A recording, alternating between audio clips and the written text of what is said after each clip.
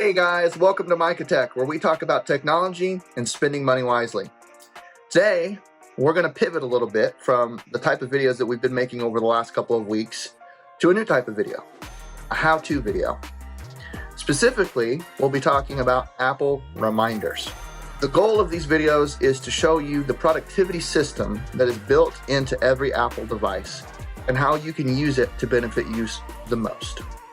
We'll start with reminders, move on to notes, and move to calendar. This will be a playlist of basically all of the apps that Apple has, and at the end we'll do a summary video to go over all three. And let's get started.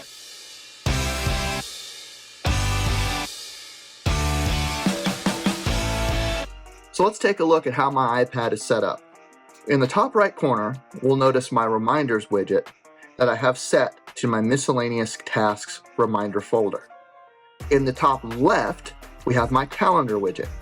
Now, typically, I wouldn't show you either of these in conjunction, but in iPadOS 18, they have changed the game by syncing reminders with your calendar. So at the end of the video, I will give you a preview of how they work together. But let's start with reminders themselves. When we come into reminders, you will see in the top left corner what we have is what we call the dock. The dock has 6 or more of your pinned lists or your pinned folders that you've created. And typically, they're going to be default lists like today, scheduled, all, completed, and assign. That should be similar to what you have on your reminders app. The nice thing about reminders since I believe iPadOS 16 is now you can pin your own custom list or folder to the dock. If you notice here, I have my miscellaneous tasks in my dock. It's the folder that I like to put all of my base reminders on throughout the day. Whatever folder you have set as your default folder will be where your reminders go when you tell Siri to plug a reminder in. What do I mean by that? If you're walking around the day and you remember I need to go buy some milk later, or I need to go edit this video later, and you go, hey Siri, put a reminder for blank, blank, blank on blank, blank, blank. Your default folder is where the reminder is going to be placed. For me, it is my miscellaneous tasks.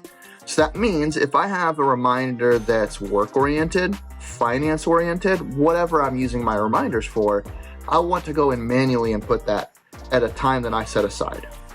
So if you look here, we've got my miscellaneous tasks. There's a couple basic things like canceling subscriptions, picking up items, stuff around the house. The beautiful thing about these reminders is that they're all date-oriented, they're very simple, there's nothing really complicated about them, but they work well for me to see what I need to see on a daily and weekly and monthly basis. If I was to go in here and say put test reminder, there's a lot of really interesting things I can do with the Reminders app, especially in the folders. When I hit info up here, there's a couple options. I have a notes section where I can put a description of what I'm trying to remind myself to do. So maybe my reminder is to get milk. So we'll just put that on here. We'll say, get milk. Maybe my notes, I put 2% gallon. Maybe that's what my wife wants. 2% gallon. So now I know, okay, I'm getting milk, but I'm getting a 2% gallon. Well, when do I want to accomplish this reminder? I want to differentiate something real quick though before I move forward. I said accomplish. Reminders with the new way that they sync with calendar should be viewed not as timed events, but as intents. I intend to do this on this date and time. They're fluid. Things change, schedules change. So remember that word, intents. I'll show you when I pull up my calendar. So let's say I want to get milk tomorrow and I want to get it at 7 p.m. The next thing I can do is I can set an early reminder. So let's say I'm driving home from work and I'm not even looking at reminders, my reminders app. I set 30 minutes before, remind me to get milk. I'll get a notification on my phone or my watch, gotta go get milk, get 2%. That way I know on my way home to get what I need. From there, we have repeat. Now this is more for if a reminder is going to be cyclical. Let's say I get milk every 2 weeks. I would come in here and I would do bi-weekly. And I can choose to let it repeat forever or end at a certain date. So if we do an end repeat date, I could say, all right, I only want to do this reminder for 2 weeks, or I want to do it for 2 months, whatever it may be. That's a way for you to set up a cyclical reminder for things that maybe you do bi-weekly or monthly. For us, my wife and I will do cyclical reminders for changing the sheets, vacuuming the house, chores that we don't do every day, but that we need to set aside time for throughout our weeks. So we'll go ahead and take that in repeat and put it back to repeat forever. Tags. Tags is something that I think is really cool, but it's only beneficial to someone who's going to use this tool the way it was made to be used.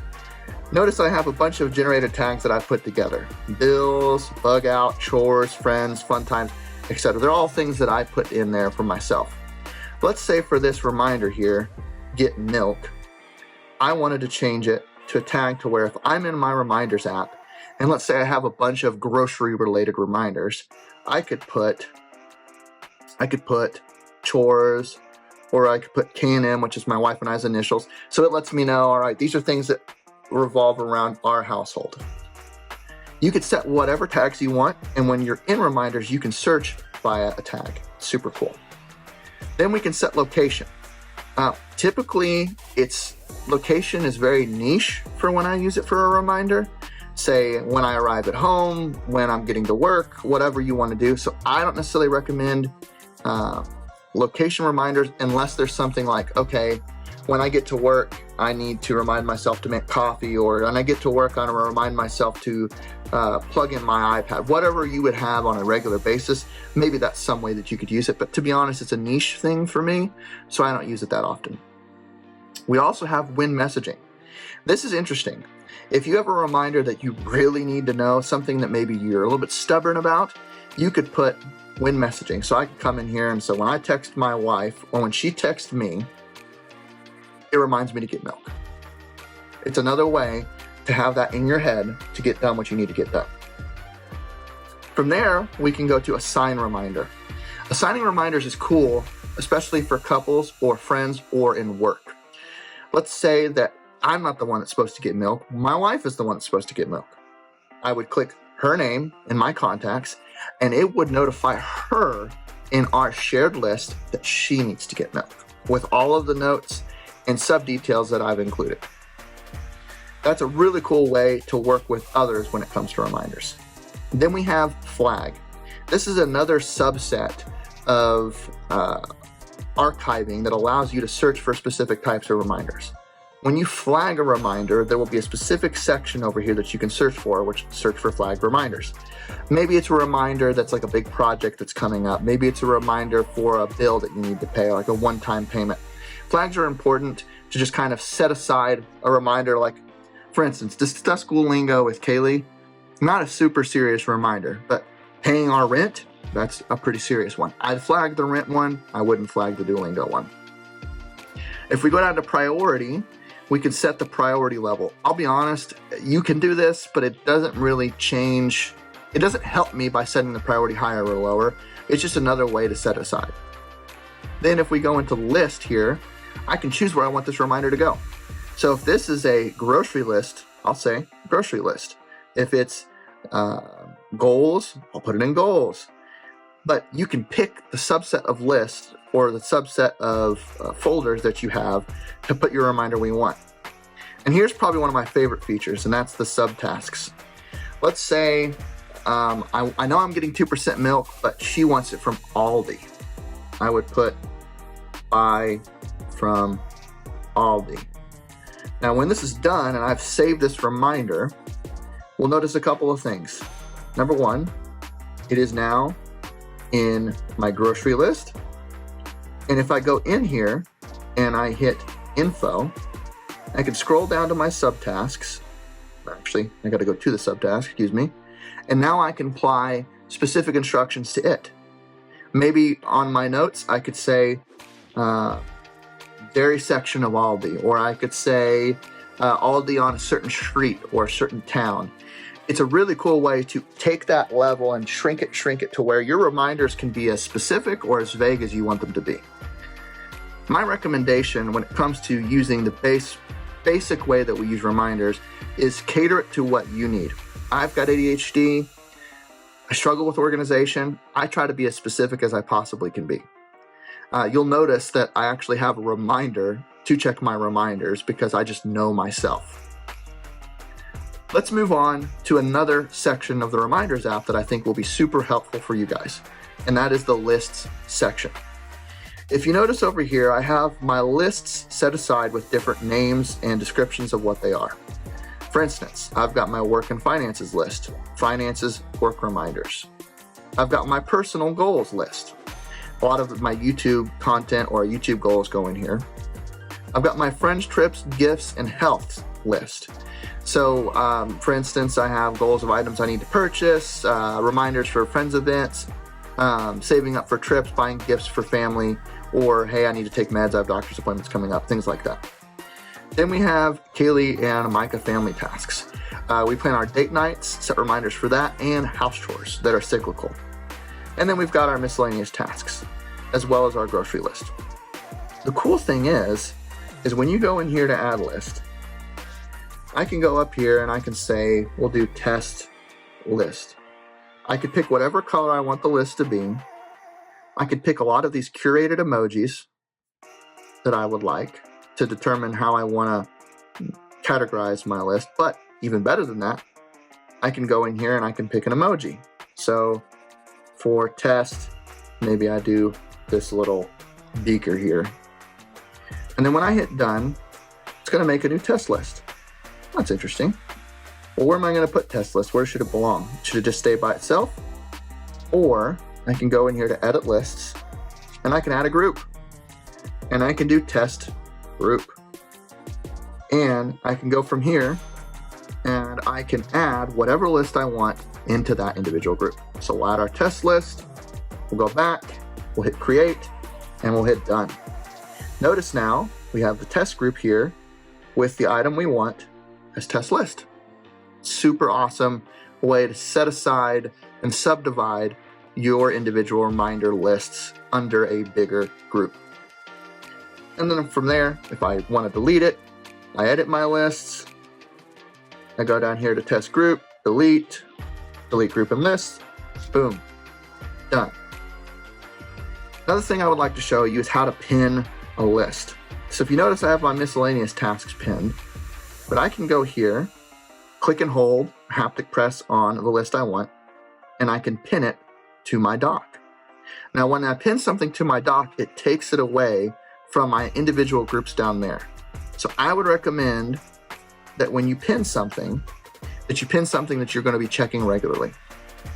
When I want to move that item back, I will click and I will hold. I will hover it over the individual group, and now it will go where it belongs. The last thing I'm going to show you before we finish this video up is how to subdivide items under specific rotating reminders. So for instance here, one-time payments, eye doctor appointment, contacts for Kaylee, Centra tag renewal. Well, let's say I want to add a task under the Centra tag renewal that's important. So let's say I want to remind myself to set aside